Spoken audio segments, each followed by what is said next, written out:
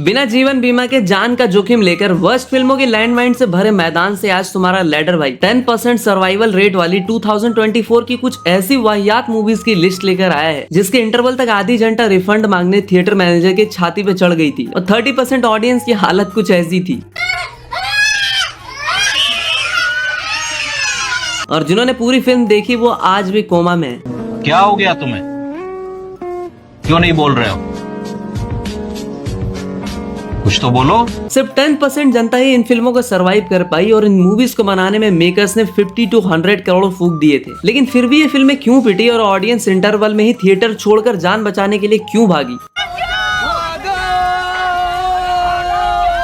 चलिए बात करते हैं इन सारी वर्स्ट मूवीज पर। लेकिन डिस्क्लेमर मैं पहले ही बता दूं कि इन फिल्मों के नकारात्मक और सकारात्मक पहलुओं के अलावा इनकी कहानी को भी हमने अपनी जुबानी में बयां किया है, जो आपको मजा तो देगी लेकिन यह आनंद आप हेडफोन लगा के ले, वरना घर वाले आपका गांव फाड़ देंगे तो वो हमारी जिम्मेदारी नहीं होगी। तो सबसे पहले बात करेंगे इस लिस्ट की सबसे जहरीली फिल्म चुसलॉन मेरा मतलब रुसलॉन की, जो इधर चला मैं उधर चला करते करते बॉक्स ऑफिस पर ऐसा फिसला कि first time Hindi film produce करने आए तेलुगु प्रोड्यूसर के राधा मोहन की 25 करोड़ में बनी है फिल्म 2 करोड़ का कलेक्शन भी नहीं कर पाई।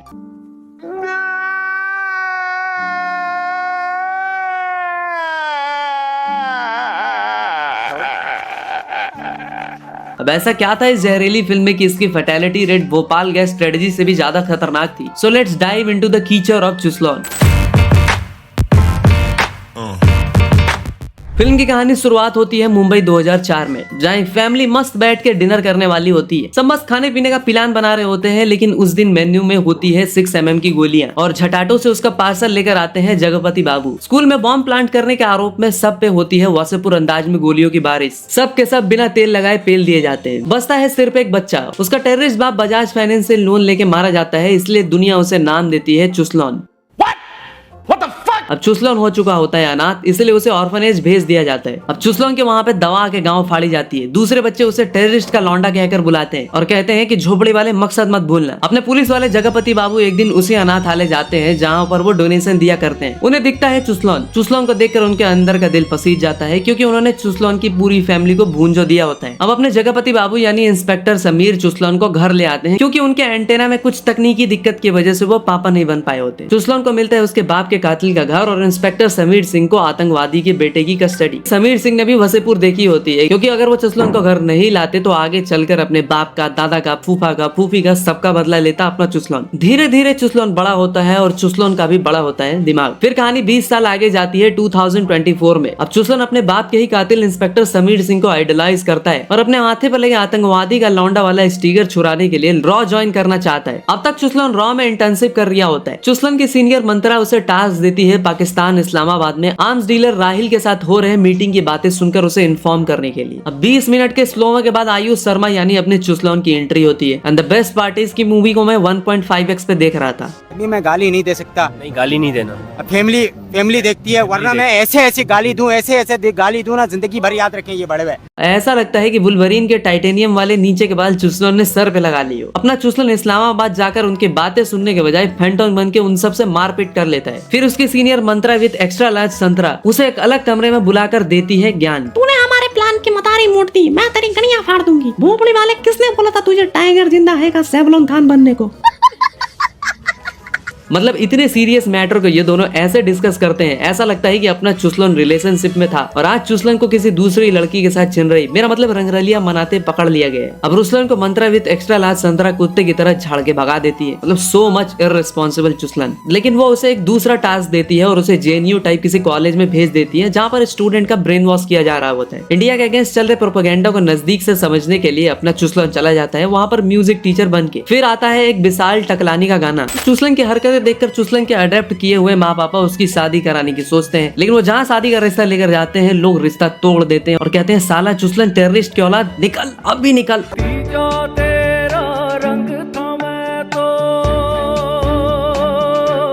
तब अपने चुसलन को बचपन की बात याद आ जाती है जब टेररिस्ट का लौंडा बोल के दूसरे बच्चे उसकी बुंड फाड़ देते थे। अब फ्लैशबैक से फिर से कहानी करंट टाइम में आती है हांगकांग चाइना में। वहाँ पर एक चाइनीज जो कुकुर के टट्टों का कारोबार करता है किसी पाकिस्तानी मिलिटेंट से मिलकर इंडिया की वोट लगाने के बारे में सोच रहा होता है, क्योंकि इंडिया की वजह से उसके कुकुर के टट्टों के बिजनेस पे खतरा मंडराने लगता है। इधर कॉलेज में म्यूजिक टीचर बन के गया चुसलन एक कंसर्ट में लड़कियों को इम्प्रेस करने के लिए गाना गाता है। मन गइल बाढ़ी ढेर गइल चारी कवनो न छोड़लू गाली चाट के रहो मोठ लाली रे भोसड़ी वाली। दूसरी तरफ चुसलन के कॉन्सर्ट में बॉम्ब ब्लास्ट हो जाता है। चुसलन को आतंकवादी घेर लेते हैं। पहले चुसलन चुप रहता है, लेकिन आतंकी उसे उस्काने के लिए कहते हैं कि चुसलन चलाए टोयोटा क्योंकि चुसलन का नुन्नू छोटा। और चुसलन फिर भी चुप रहता है। फिर भी टेररिस्ट कहते हैं कि अरे चुसलन के साथ उसका बाप का भी नुन्नू छोटा।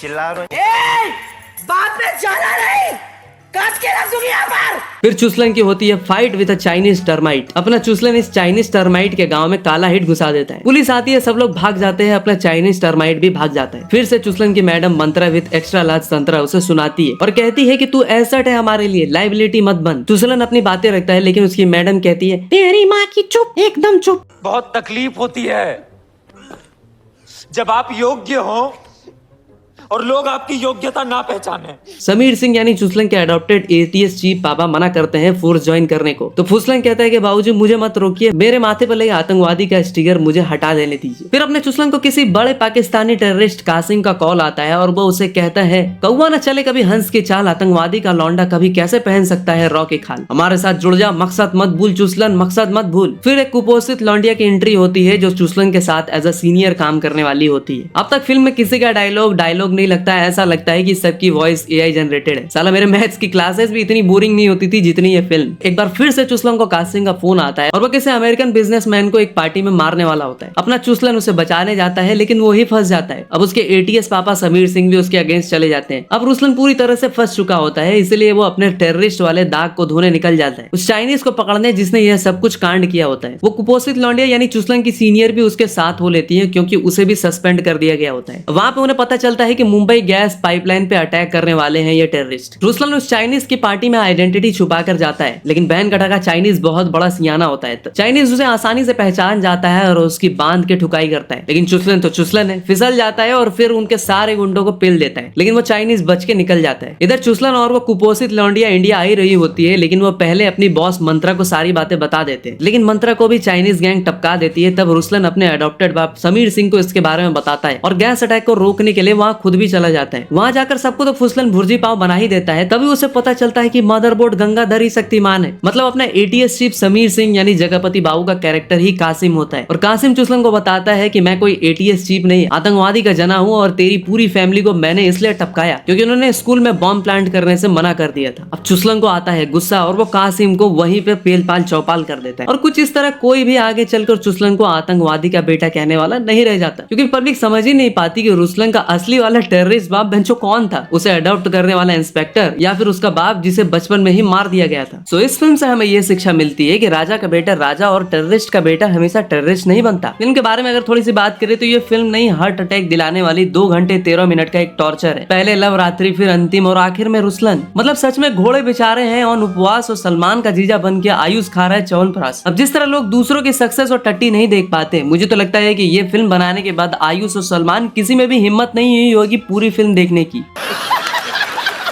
चुसलन का direction, action, first half, second half, BGM, visual, cinematography, कुछ भी उठा लो, उठा के तुम यही कहोगे ये तो टट्टी है। अब कुछ 1200 लोगों ने इस फिल्म के लिए अपना कीमती समय निकालकर इसे IMDb पर 3.4 की रेटिंग दी है। लेकिन अब बात करेंगे 2024 की उस महा डिजास्टर फिल्म की, जिसे लेकर आज भी प्रोड्यूसर, डायरेक्टर, को प्रोड्यूसर एक दूसरे की बनियान चड्डी कोर्ट में फाड़ने में लगे हुए हैं। ईद में वैसे तो चांद निकलता है, लेकिन इस साल 11 अप्रैल को चांद नहीं बल्कि 2 भांड निकले और एक रांड जैसी फिल्म लेकर आए BMCM, जिसकी MCBC करते पब्लिक को देर नहीं लगी और 350 करोड़ की फिल्म पानी में गिर गई छपा। इस फिल्म को देखने से पहले जैसे वो बंदर अपना कलेजा पेड़ पर रखकर मगरमच्छ से मिलने जाता था ना, वैसे ही मैं अपना दिमाग खूंटी पर टांग कर थिएटर गया था। अगर आपने ये फिल्म देखी है and if you have survived so congrats, आप उन लकी लोगों में से हैं जिन्हें गांड का रोग नहीं हुआ। तो आइए बताते हैं बेंचो बड़े मुट्ठल छोटे मुट्ठल की पूरी कहानी लेडर भाई की जुबानी। हाँ, तो फिल्म की कहानी की शुरुआत होती है युगांडा के घनघोर जंगलों से, जहाँ आर्मी वाले किसी सीक्रेट पार्सल को बड़े ही कैजुअल तरीके से ले जा रहे होते हैं। और तभी एंट्री होती है फिल्म में तमराज किल्विस के भतीजे माने एक मास्क मैन की। तमराज किल्विस का भतीजा उन सोल्जर्स पर अटैक करके उनसे वो पार्सल छीन लेता है और वहीं पर ये सेल्फी लेने लगता है और कहता है, रोज आते हैं इस उम्मीद पे आज जीतेंगे, कल जीतेंगे, परसों जीतेंगे, रोज हारते हैं। अपनी नेवी, आर्मी, एयर फोर्स उसका घंटा कुछ नहीं उखाड़ पाती। बेकार है भैया, मैं तो टूट गया। फिर अपने इंडियन फोर्स के दो काबिल लेकिन मुट्ठल ऑफिसर्स याद आते हैं, जिन मुट्ठीबाजों को उनके फोर्स से इसलिए निकाल दिया गया था क्योंकि ये दोनों सबको कैप्टन अमेरिका के बजाय नोटी अमेरिका की सब्सक्रिप्शन फ्री में बांट रहे थे और ऐसा करके सबको कमजोर कर रहे थे। बड़ा वाला होता है कैप्टन फिरोज और छोटा वाला होता है कैप्टन रॉकी। ये दोनों अपनी पुरानी बेइज्जती नहीं भूले होते और फोर्स ज्वाइन करने से साफ इनकार कर देते। फिर एक ऐसी महिला को बुलाया जाता है जिनसे पूरा मर्द समाज डरता है, रहम की भीख मांगता है और वो इन दोनों से भी वही सवाल पूछती है, किस कलर की चड्डी पहने हो? बता दो ना। दोनों हाथ पांव जोड़ते हैं, मानुषी चिल्लर के कदमों में गिड़गिड़ाते हैं। आखिरकार इन्हें मानना ही पड़ता है और फिर होता है घटिया से घटिया क्रिंज डायलॉग्स और फालतू के सीन्स का नंगा नाच। जैसे एक सीन में अपना छोटा मुट्ठल कहता है कि टेररिज्म में भी नेपोटिज्म, तो दूसरे सीन में वो घोड़े से कहता है कि लोग प्यार में गधे बन जाते हैं, ये तो घोड़ा बन गया।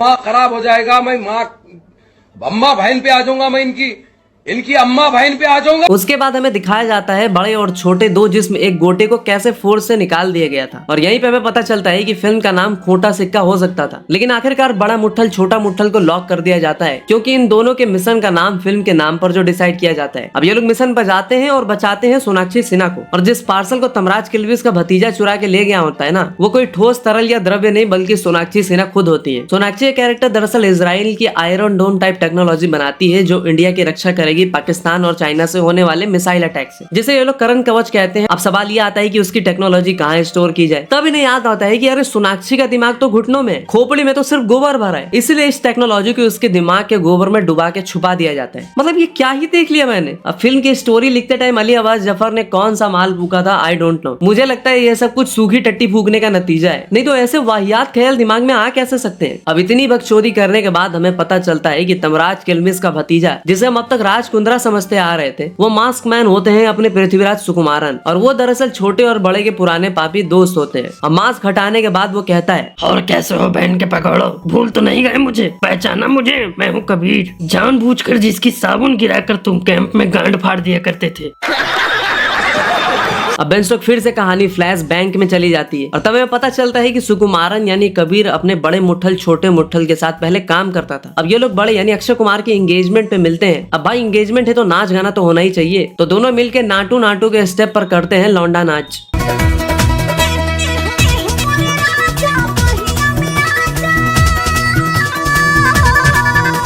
दरअसल सुकुमारन ने एक टेक्नोलॉजी बनाई होती है वही क्लोन वाली, जिससे वो best of the best soldiers का क्लोन बनाकर वॉर में भेजने का आइडिया देते हैं। लेकिन इसे देखकर आर्मी के वरिष्ठ अधिकारी साफ साफ इनकार कर देते हैं और कहते हैं, बना दिए हो, चादर मोड़ जंग में आपसे ये तेरी खाली डिब्बी वाली मशीन लड़ने जाएगी। अपना प्रोजेक्ट अभी के अभी लेके चला जा, दोबारा दिख गया ना तो बिना वैसलिन के गांड मार ली जाएगी।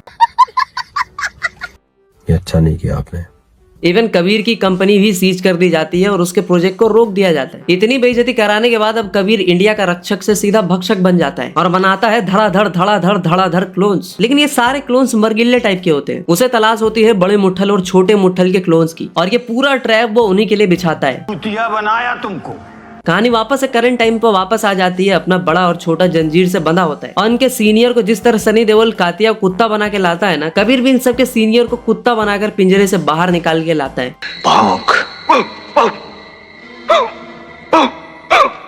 अब इन सब का क्लोन कबीर के पास होता है और वो कहता है, बड़े तेरी लुल्ली मेरे से छोटी और छोटे तेरा इतना छोटा है कि मैग्नीफाइंग ग्लास से भी ना दिखे। बड़े और छोटे को यह बात थोड़ी ज्यादा बुरी लग जाती है और इस तरह के अपमान को वो सह नहीं पाते, पटक के कबीर को वहीं पे पेल देते। और कुछ इस प्रकार इस अल्ट्रा लेजेंडरी नुन्नू टचिंग फिल्म का दी एंड हो जाता है। अब चुसलन और BNCM देखने के बाद मुझे लगा कि 2024 में इससे घटिया फिल्म बनाने की औकात किसी की नहीं होगी, लेकिन अगली फिल्म देखने के बाद मेरे दिमाग का भी भरोसा हो गया और मेरा गाँव फट के उसमें दरार आ गई। गली बॉय और स्क्विड गेम को मिक्सर ग्राइंडर में डालकर एक जबरदस्त फिल्म बनाने के चक्कर में मेकर्स की गेंद से निकली क्वैक क्वैक की आवाज और उन्होंने फिल्म बना दी crack. So let's have a big round of applause for making गोबर टट्टी का कॉकटेल इन फिल्म क्रैक। पहले ही बता दूं कि no offense and hate for Vidyut Jamwal, but इसकी स्टोरी ऐसी है कि आप कितने ही बड़े जीनियस क्यों ना हो, साला इंसेप्शन इंटरस्टेलर भी आपको एक बार में समझ में आ गया हो, but I can bet you कि ये फिल्म आपको 10 बार देखने के बाद भी समझ नहीं आने वाली।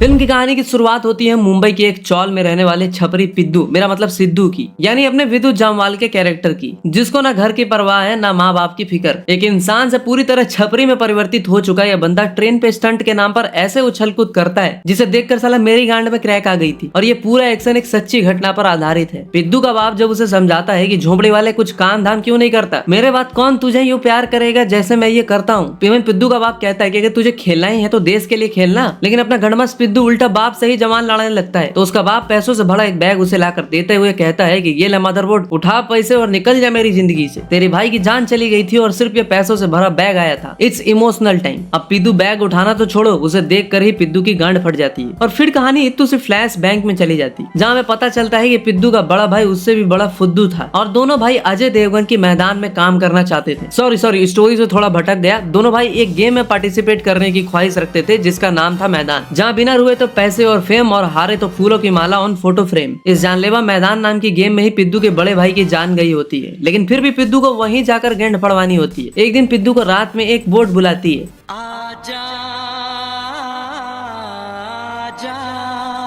वो छोटी सी बोट उसे लेकर जाती है एक बड़े से शिप में। पिद्दू जा रहा होता है पोलैंड और जाते टाइम कंटेनर में मिलते हैं दूसरे प्रतिभागी। फिर होता है क्रिंज से भी क्रिंज डायलॉग्स का सिलसिला शुरू। जैसे पिद्दू जब खुद को इंडियन बताता है तो दूसरा बंदा कहता है ओ बटर चिकन, और किसी चाइनीज पार्टिसिपेंट को तो ये लोग क्या चिंकी मिंकी बोल रहे होते हैं। अब सारे कंटेस्टेंट पोलैंड पहुंच चुके होते हैं और उनका पेल पाल चौपाल करने के लिए वहाँ बैठा होता है देव, यानी अपने अर्जुन रामपाल। वो इन सबको रूल्स बताते हुए कहता है कि झोपड़ी वालों, अब तुम्हें ना भगवान बचाएगा ना शैतान, क्योंकि you are in the middle of मैदान। वो इन्हें बताता है कि मैदान के रूल्स लाइक फोन अलाउड नहीं है, पकड़े गए तो गुद्दी लाल कर दी जाएगी, हर जगह एक खतरा है, इधर उधर किया तो निपटा दिए जाओगे और किसी को घंटा पता नहीं चलेगा। सारे राउंड जीतने वाले को मिलेंगे 80 करोड़, जो हार जाएगा वो जान से हाथ धो बैठेगा। दरअसल देव यानी अपने अर्जुन रामपाल का कैरेक्टर अपने गेम को कंडक्ट करने के बहाने अपना एक देश बनाना चाहता है जिस पर पोलैंड सरकार की नजर होती है। इसके बाद फिल्म में कहां से और कैसे एंट्री होती है नोरा फटेही की, मुझे सच में वापस से रिवाइंड करके देखनी पड़ी फिल्म, तब जाकर समझ में आया कि अच्छा ये तो मैदान की नचनिया है। बोले तो सी में डबल ओ वाला कंटेंट बनाने वाली कंटेंट क्रिएटर है। तू समझा?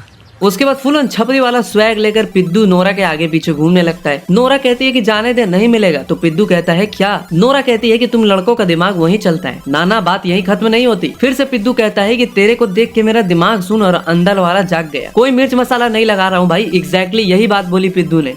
तो बेंस्टॉक अंदर वाला जाग गया। बस फिर क्या था, इस अजीबोगरीब प्रपोजल के बाद नोरा द एक्सप्लोरर ने अपना दिल दे दिया पिद्दू को। आगे की कहानी ढंग से बताने के लिए मैंने फिल्म 3 बार देखी, तब कुछ समझ में आया कि अर्जुन रामपाल का कैरेक्टर पिद्दू के भाई निहाल को बेहाल करके कुकुर की मौत मारा होता है। अब पहले पिद्दू देव का फैन होता है, लेकिन जब उसे पता चलता है कि उसके भाई को अर्जुन रामपाल ने पेला है तो वो फाइनल बैटल के लिए अर्जुन रामपाल यानी देव को चैलेंज करता है। देव और पिद्दू की होती है फाइट और लास्ट राउंड में पिद्दू जीत जाता है। और कुछ इस तरह इस फिल्म को मैंने 3 बार देखा और टॉर्चर को सहा। तो अब तो दबा दे वो लाल वाला बटन। तो भाई इन फिल्मों को देखकर मेरी अब हिम्मत नहीं बची, मैं और कुछ नहीं कहना चाहता। मुझे माफ कर दे आप लोग सारे, मुझे छुट्टी दे दे। अगर वीडियो देखकर मजा आया हो तो ये वीडियो दूसरों के साथ शेयर मारो, और कौन सा मीम या वीडियो का कौन सा पार्ट सबसे बेस्ट लगा कमेंट में बताओ। मिलते हैं एक और नई वीडियो के साथ, तब तक के लिए हर हर महादेव।